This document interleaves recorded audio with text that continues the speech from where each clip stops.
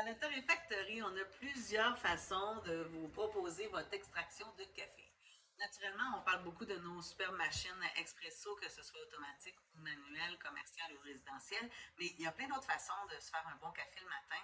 Puis parfois, on a envie d'un bon grand café sans que ce soit nécessairement un expresso.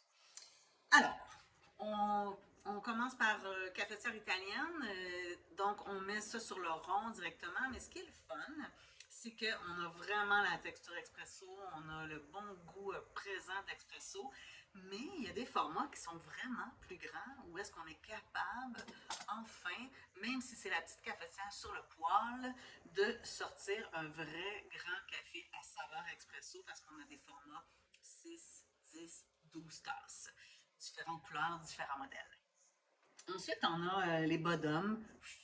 On appelle ça des fois French press ou cafetière à piston. C'est tout la même affaire.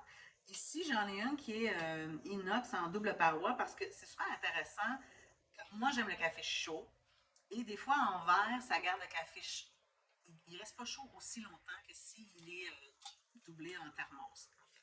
Donc, quand je descends mon petit pressoir ici, ça va filtrer mon café et il va rester chaud jusqu'à la dernière gorgée. C'est ce qui est intéressant du double paroi thermos inox comme ça. Si je veux avoir une texture qui ressemble au bottom, donc beaucoup d'arômes, une belle texture en bouche, mais que je n'ai pas nécessairement besoin de me faire un grand pot, je vais aller vers un V60, un pour-over, des fois qu'on appelle aussi. Et ça va me faire sensiblement la même chose, mais une tasse seulement à la fois. Fait que c'est intéressant. On est capable de se faire une grande tasse, puis j'ai pas besoin de gaspiller mon 8 tasses au complet pour avoir la même texture et le bon grand café du matin qu'on a besoin avant de partir notre journée. Ensuite, si on veut se raffiner un petit peu, on veut avoir un café qui va ressembler plus au niveau de la texture d'un café filtre, mais avec beaucoup d'arômes, on va tomber dans le Chemex. Ça demande un petit peu plus d'amour et de protocole pour préparer notre Chemex, mais c'est ça le plaisir du Chemex. On a du référent format, encore là, individuel, un petit 3 tasses, du 6, du 8, du 10 tasses. Donc, il n'y a pas de limite, c'est la quantité qu'on a besoin.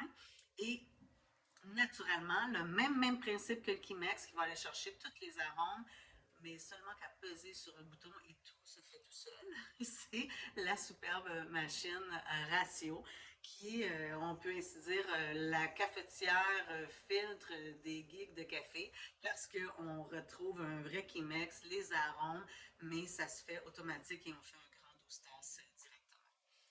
Voilà.